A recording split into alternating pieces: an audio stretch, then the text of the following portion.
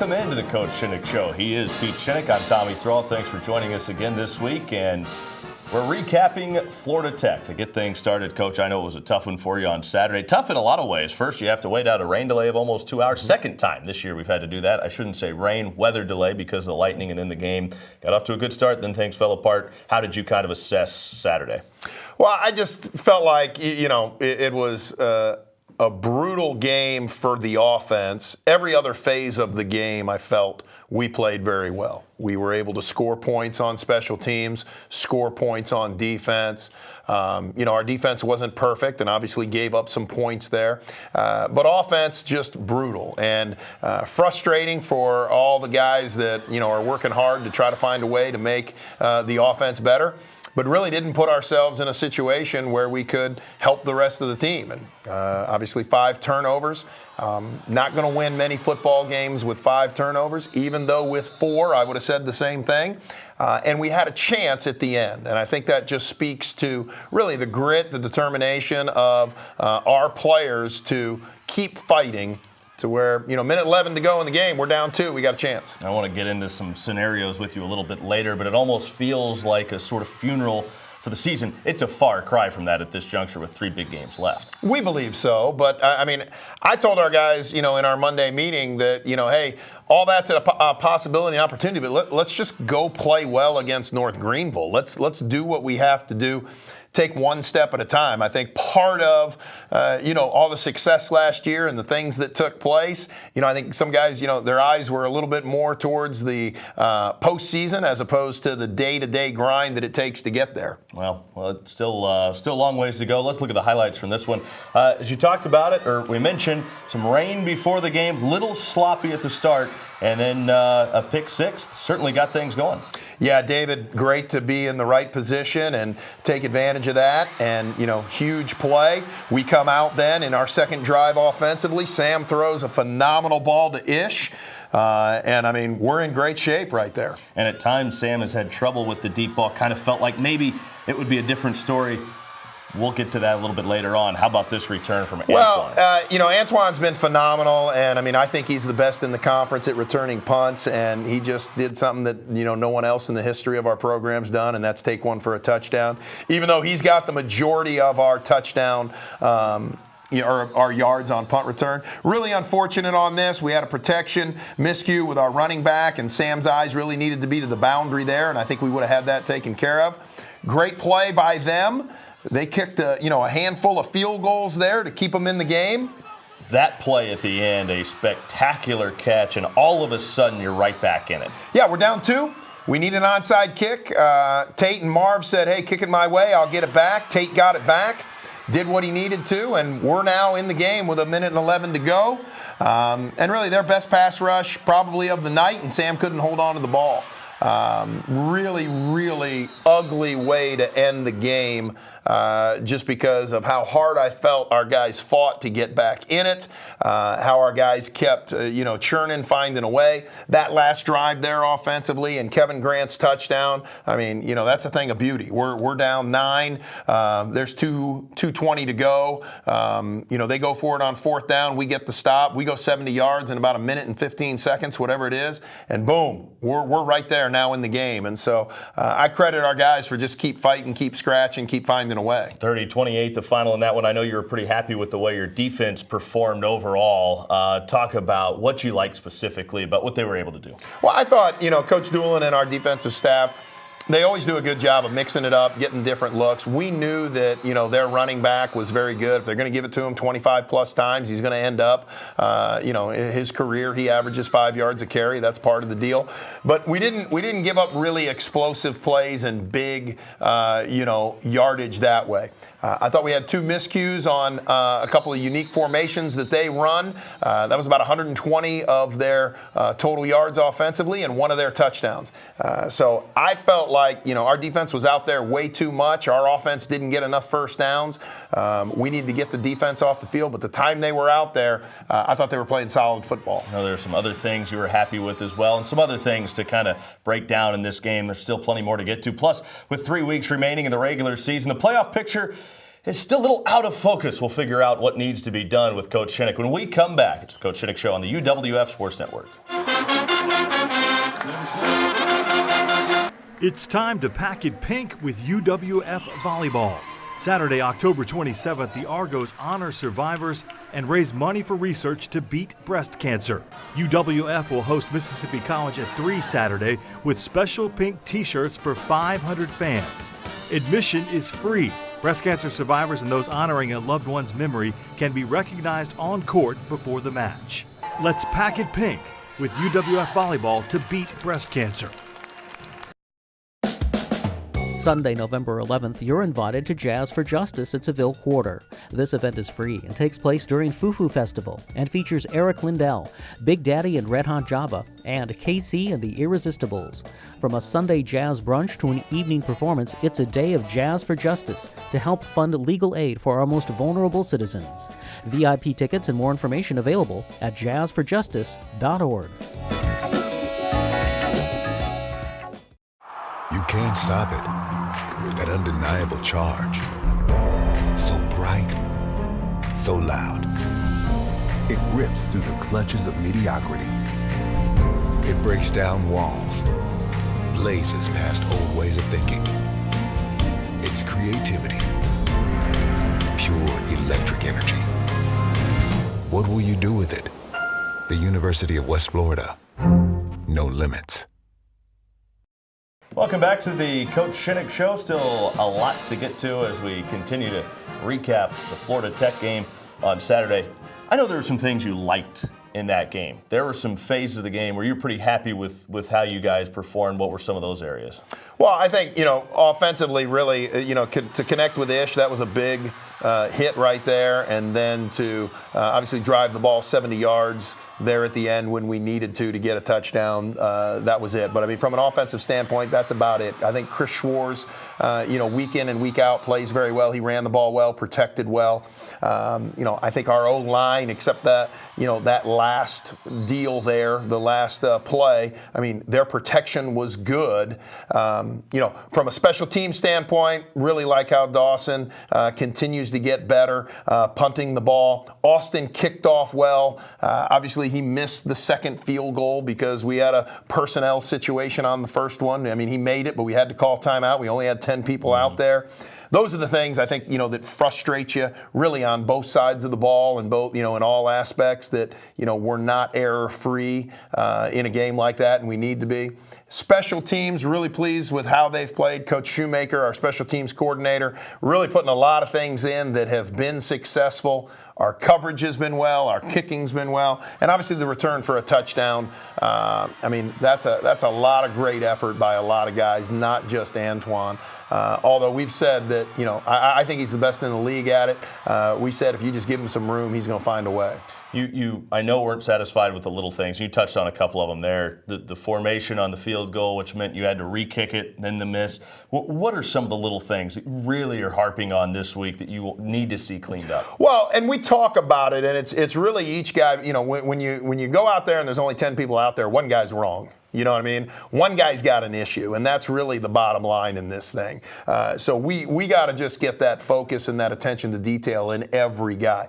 We had a roughing, or we had 2 unsportsmanlike conduct calls against us. We've got to do a better job of that. That's 30 yards of field position. Those are the little things that, we talk about self-control. We talk about discipline. We talk about how we're doing it, what we're doing. I need to see improvement in those areas.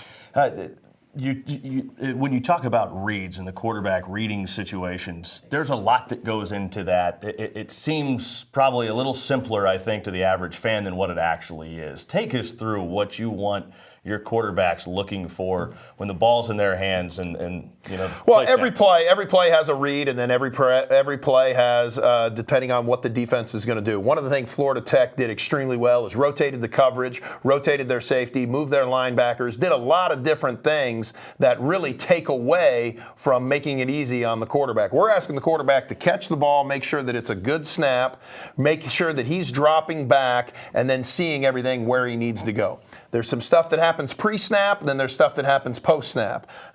Any variation of that, now I got a blitzing linebacker, now I got a guy in my face, just makes it hard. Jimbo Fisher once described, what a bad snap was like, for a quarterback. And he said, just imagine driving down the highway going 70 miles an hour in crowded traffic and your cell phone goes to the floor. You reach down to get it, put your eyes on it, then pop your head back up. That's about what it's like in the pocket for a quarterback. Sure. Everybody's sitting there going, well, why can't he see this? Why can't he see that? Well, there's a lot going on. But we can help Sam and we can help our quarterbacks really by helping them, where to look and what to do. Because I think we had some people open and we had some opportunities. We just didn't hit on them. Are there some things in practice you've mixed up a little bit? Because I feel like this is a big week. Yeah, no, it's a huge week, and I think it's a huge week for this season, but it's a huge week for this program of just really taking the step that we could have taken last week. For me, it's all about growth and all about learning and all about getting guys where they need to be. So we're trying to really analyze how we do things. Some of the stuff that worked last year with Mike as the quarterback from a teaching standpoint aren't necessarily working. So we're always analyzing, always looking, trying to find the best way to put our guys in a situation to be successful. Well, certainly plenty more still to get to. North Greenville this weekend. We'll certainly talk about that a little bit later on. Antoine Griffin is more than just a return specialist and a favorite wide receiver target. It's what he does off the field that makes him who he really is. So often we hear stories of what athletes do wrong. This is one about a guy who wants to dedicate his life making the world a better place. Antoine Griffin comes up big on the field for UWF football. Number 7 has a big heart. Help people out in any way possible, whether that's the homeless, whether that's just inspire the youth, just to give words of advice to anybody you see on the streets. But it's what Griffin does with that heart off the football field that may be his biggest success. This is what he does, man.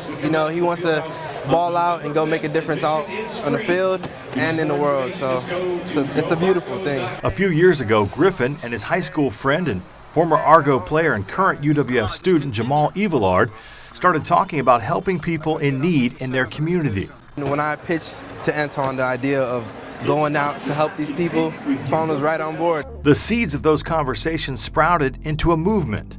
A nonprofit organization called Motivate Me, focusing on empowering youth and helping the homeless, and a campaign called Road to Relief that took that mission to cities across the Southeast. Motivate Me started a UWF chapter, registering as a student organization on campus and helping people in Pensacola. Griffin will take part in the annual Road to Relief trip next summer, with plans to start in California before visiting all 48 contiguous states. The work impacts those being served, but also leaves a mark on those serving. Just to, set time out of our day, just to come together as a family and go to cities that need help and reach lives that, people, often neglect and just pour love into them. So it means the world, definitely means the world. The senior finance major says Motivate Me has opened his eyes to the world around him, and he wants to find a way to put his degree to use, helping grow the organization. You really don't know what people are going through till you get the chance to see it firsthand. And to do that, you start to think differently about the world and your perspective on life. Be grateful for everything you have, and you just want to continue to help those people that don't have as much as you might. Argos Soccers keep rolling along, but volleyball stumbled a little bit in Orlando. We'll get you up to date with that when we come back. You can't stop it. That undeniable charge. So bright, so loud. It rips through the clutches of mediocrity. It breaks down walls, blazes past old ways of thinking. It's creativity, pure electric energy. What will you do with it? The University of West Florida. No limits. Sunday, November 11th, you're invited to Jazz for Justice at Seville Quarter. This event is free and takes place during Fufu Festival and features Eric Lindell, Big Daddy and Red Hot Java, and KC and the Irresistibles. From a Sunday jazz brunch to an evening performance, it's a day of Jazz for Justice to help fund legal aid for our most vulnerable citizens. VIP tickets and more information available at jazzforjustice.org. Welcome back to the Coach Shinnick Show. Just east of Pensacola, around Panama City, Panhandle residents will be cleaning up and rebuilding after Hurricane Michael for years to come. The Argos are joining what so many around the state and the nation are doing to help out as best they can. Prior to Saturday's game, UWF, along with Cat Country 98.7 and the Blue Wahoos, hosted a charity concert by Granger Smith in front of the stadium. Also, there were donation sites around the ballpark set up, and the volleyball team did their part as well. They dropped off a variety of items to help the relief effort for those affected by the storm. The team made a pit stop in Panama City to deliver the items before continuing on to Orlando for the regional crossover.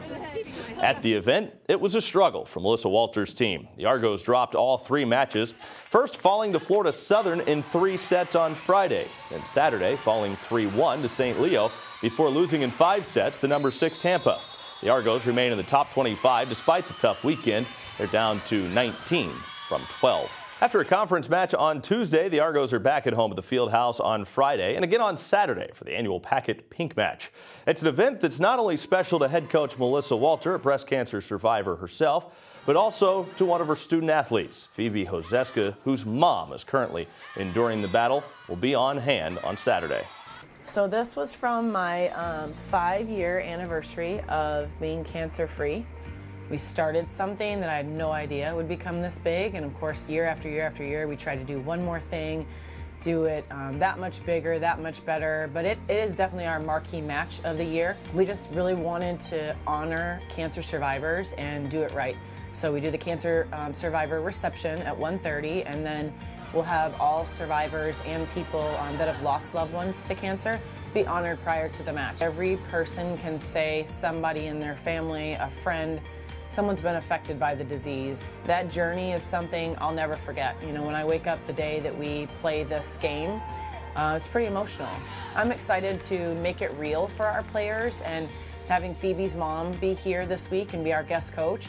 I'm thrilled that she accepted the invitation to do this, and that she's willing to share part of her journey and her heart with our team. I just think that her actually physically being on the bench is just going to be something that people are going to remember. They're going to want to play for my mom, they're going to want to play for people with breast cancer. This is getting my chemo treatment.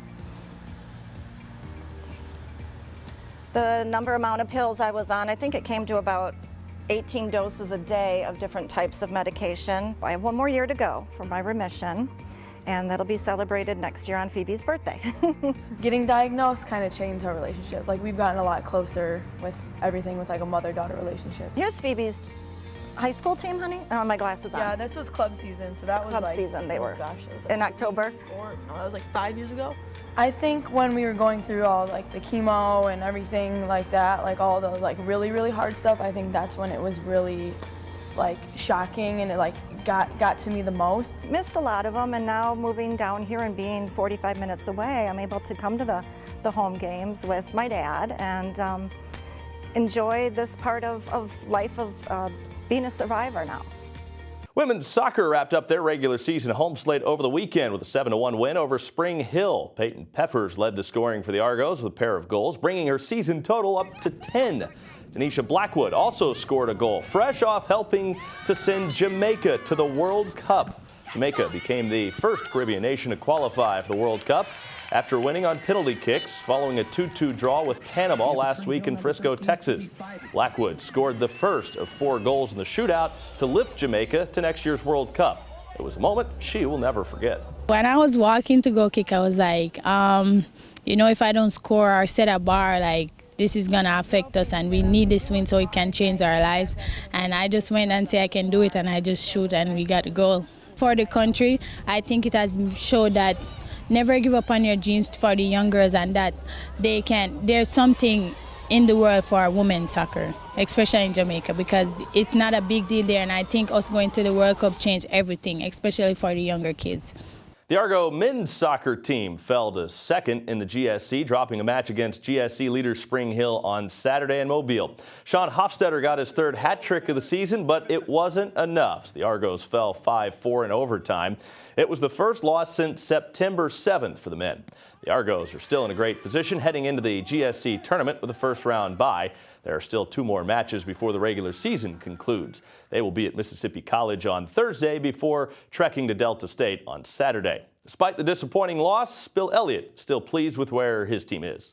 Well, I think if you're a spectator here, what a brilliant game to have seen. You know, there's a couple of things that I've seen that we definitely need to go back, look at the film, and work on and correct.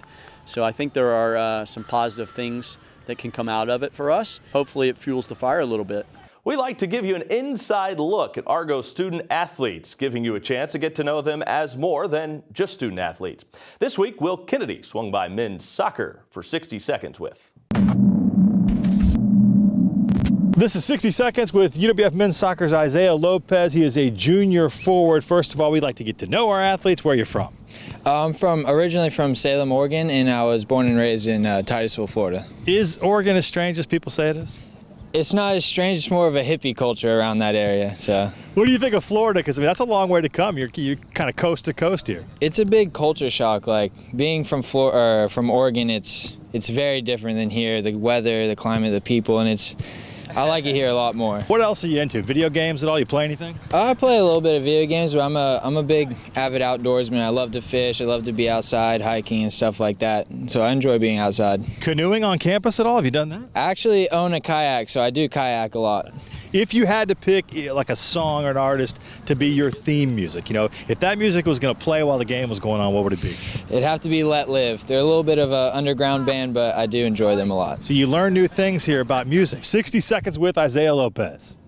Well, it's time to switch gears back to the gridiron. Andre Duncombe Jr. is the Argonauts' leading tackler for loss, and he's with us in studio now. And we talked for the radio pregame a couple of weeks ago, and you went off and had a monster game against Delta State. So we need that this week at North Greenville. Oh, yeah, I need it as well. The team needs it as well. That's it.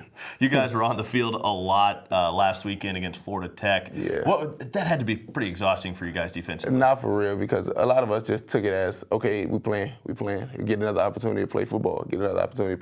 And we kind of took that approach throughout the season and throughout the playoff run last year. It doesn't matter what things look like on the field. We know our offense is going to get together, clicking, and we just got to enjoy playing football. And hopefully, by the time we get off the field, they done figured out their mistakes and they can go down and put points on the board. Pretty good outlook. Just you like being out there playing. It's so much better than sitting on the bench anyways, watching the offense. So yeah. we'll talk about what this program's like. You've been a part of other programs, but it seems like you guys here at UWF just enjoy playing the game, whether it's the actual games, or even if you go out and watch practice, it looks like you guys are always having fun. Yeah, because we try to treat it as a game, try to treat it as friendly competition, things where guys love each other and we just playing for one another and not really much a trophy. We're trying to play it for the guy next to you, and once you start playing for the guy next to you, then you start playing for the community, and you start playing for other things, and before you know it, you're just playing for the love of the game. When you look at the North Greenville offense, what are you guys going to need to do to be successful defensively? Pretty much. They got a couple good players off the running back and a couple big receivers. So we stop a couple of their stretch and split zone reading. I think it'll be pretty good. All right, well, good luck. I know it's a big game. You guys know it's a big game, so go enjoy it and good luck. The Argos are back at it this week against North Greenville. We'll preview that bout next with Coach Shinnick on the Coach Shinnick Show on the UWF Sports Network.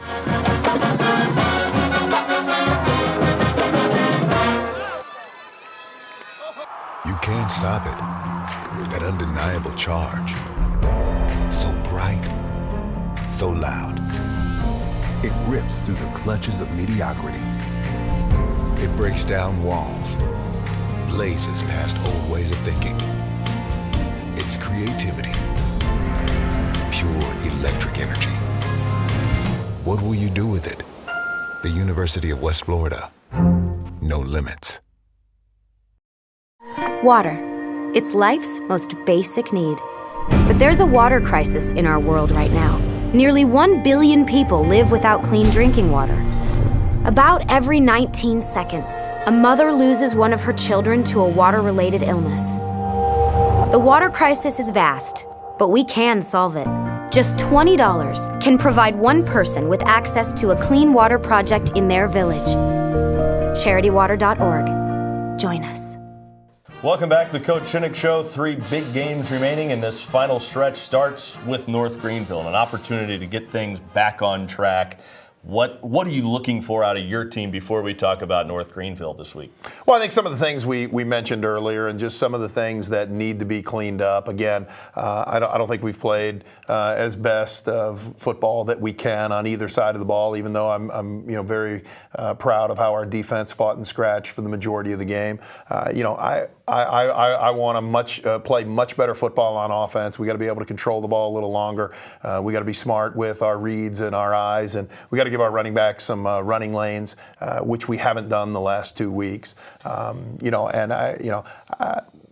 After the last 2 weeks, I think you sit here and you really look at the team. Where is it?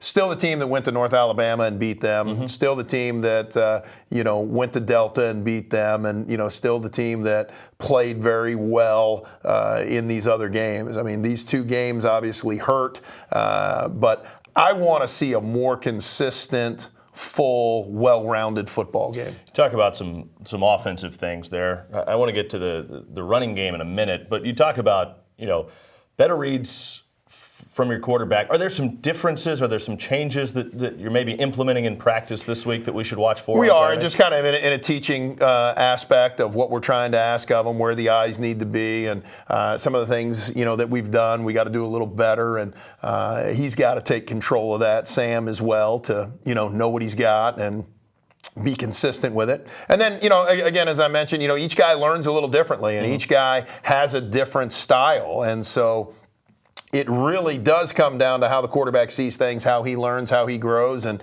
we're still working on some of that. And then again, I think just getting on the same page can help everybody out. When you talk about trying to open up some better holes along the offensive line, how important is the passing game in that? I mean, it is. And you look at when we ran the ball well, and you look at really, if you take out the last 2 games and you go before that, we're able to throw some play actions, we're able to take some quick shots, we're able to go deep, we're able to throw some RPOs.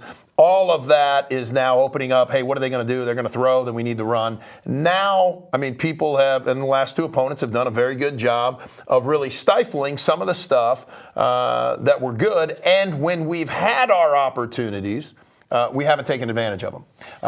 When we had the opportunity to hit a deep ball last week, we didn't do it. When we had the opportunity to do a check down last week, we didn't do it. Whether that was bump the eyes to the outside receiver, wherever we were, we just haven't been able to get it. And then now you're getting into more 3rd and 8 and 9 situations.